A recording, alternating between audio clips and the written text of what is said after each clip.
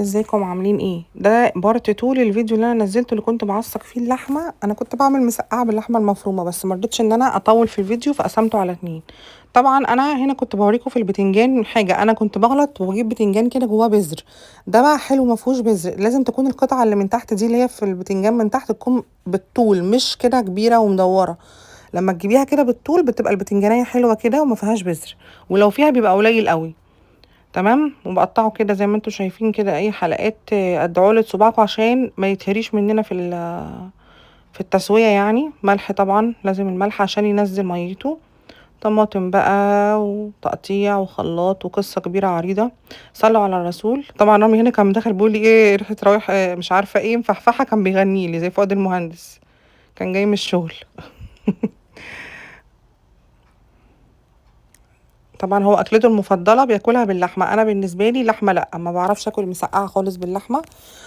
فطبعا هنا الفلفل الاخضر ما كانش عندي، فحطيت فلفل الوان، اتصرفت يعني شويه بقى دقيق كده بدرت بيه البتنجان. بس طبعا آلية بقى.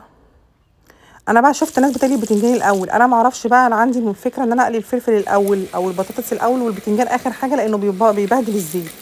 طلعه طبعا على مصفى علشان خاطر المناديل بتخليه شارب الزيت، لكن لما تطلعيه كده على المصفى الشبكه دي بتخلي الزيت ينزل. طبعا هو اوريدي فيه زيت، وفي ناس بتعمله في الاير فراير في الفرن، بس انا ما حسيتش طعمه زي المسقعه اللي احنا متعودين عليها. فانا برضو لسه ماشيه على قديمه، يعني اولد فاشون في موضوع الاكل ده. بس فبحاول على قد ما اقدر يعني ان انا ايه اوفر من موضوع الزيت والدهون يعني.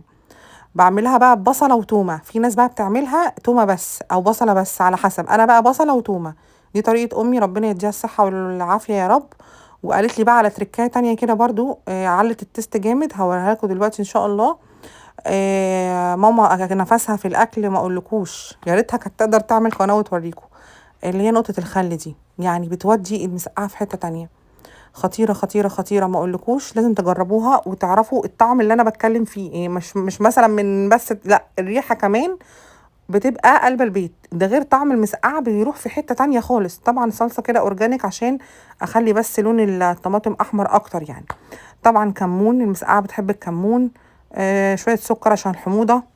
شوية شطة مفيش مانع، حاجات كده ايه، حبشوا رشة ملح. حبشوا الدمعة بتاعتها يعني، خلوها كده متحبشة. طبعا اول ما تقلب قلبة كده على النار غلوة كده، بننزل بقى بالايه، بالفلفل والبتنجان. في ناس بتحط بطاطس محمرة، انا باكلها جنبها.